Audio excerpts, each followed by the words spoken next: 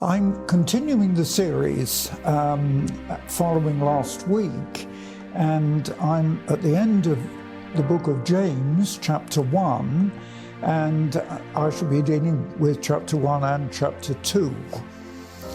Now, I had quite a lot to say about perseverance last week in James chapter 1, but I really ended up with something that I must remind you of in verse 17, where it says, "Every good gift and every perfect gift is from above and comes down from the Father of lights, with whom there's no variableness and no shadow of turning."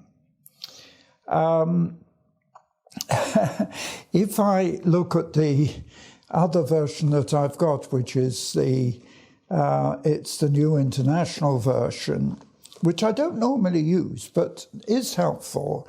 There, this verse is written slightly differently. Every good and perfect gift comes from above, coming down from the Father of the heavenly lights, who does not change like shifting shadows.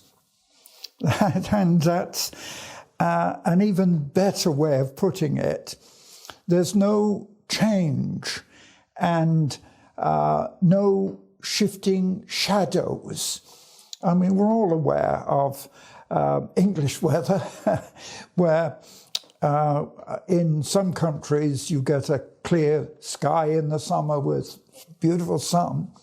But in England, we tend to get weather where you get a lot of shadow. And one has to move in and out of shadows. And there's a lot of difference.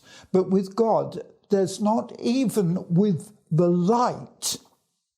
Now, this is the point James is making, that even with the light, like the light of the sun, with God, it doesn't change. Whereas to us, even sunlight changes. That's quite a serious issue to remember. But he goes on, and really I need to come to verse 22, because here James again dealing with teaching, and I feel that a lot of this stuff needs to be taught more in church, as you'll see today.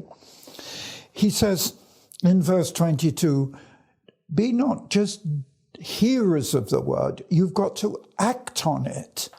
He says, "Be doers of the word." In other words, you've got to act on the word that you know, that you're being taught, not just listening to it. Because in verse 23, if you listen and don't act, you're like a man who, or a woman, possibly this applies more to women than even to men. And you look in the mirror, and instead of realizing what you're seeing and wanting to do something about it, you just ignore it and go on. I suppose with a man, I mean, you can have a look in the mirror in the morning. It frightens me a little bit when I look at myself, and then I realize I desperately need to shave.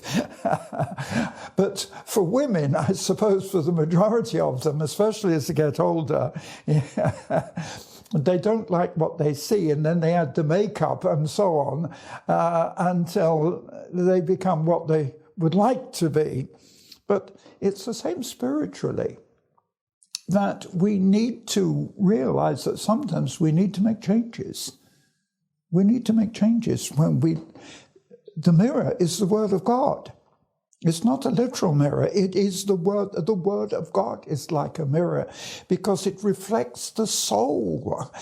If only we realized how deeply the Word of God is a mirror and reflects who and what we are. And that's why he goes on to say, "Whosoever looks into the perfect law of liberty and continues and is not forgetful as a hearer, but becomes a doer, this man will be blessed." In other words, we need to be looking into the Word of God in order to judge how we live.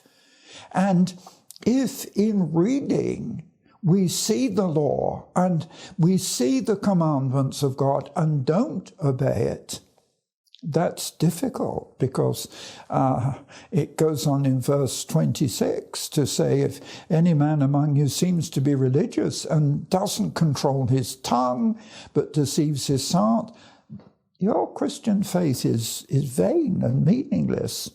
And he goes on in verse 27, and this is very practical when he says that pure religion is before God is to visit the fatherless and the widows, and to keep ourselves from being polluted by the world.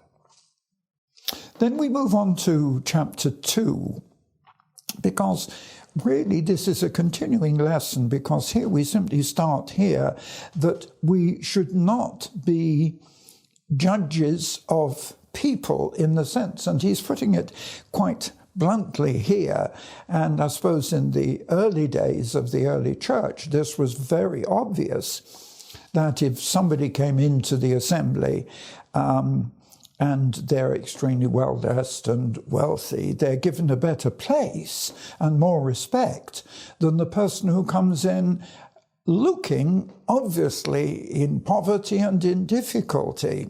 But we should not be judges of people simply from the outward appearance, because here it says in verse 5, "My brethren, hasn't God chosen the poor of this world, who are rich in faith and heirs of the kingdom? And he's promised to those that love him. But you've despised these and chosen the ones who appear on the outward to be comfortable and wealthy and good. But yet God has chosen," verse 5 is very, very strong, "God has chosen the poor of the world who are rich in faith and heirs of the kingdom." And so often it is true that the humbler the people, so often they are richer in faith. You know, the Bible speaks of widows, and so often, even in my pastoral experience, I found out that the people like the widows and those who were rejected, yet they were the ones who were powerful in prayer. They led the prayer. They were so important. And we must not therefore judge people. Don't have respect. But then James actually goes on to say something very serious, because he says in verse 9, if you have respect to people, you commit sin. In other words, if you're choosing people simply for their outward appearance rather than the depth of their spirituality, then it says you commit sin, and you're convinced as lawbreakers.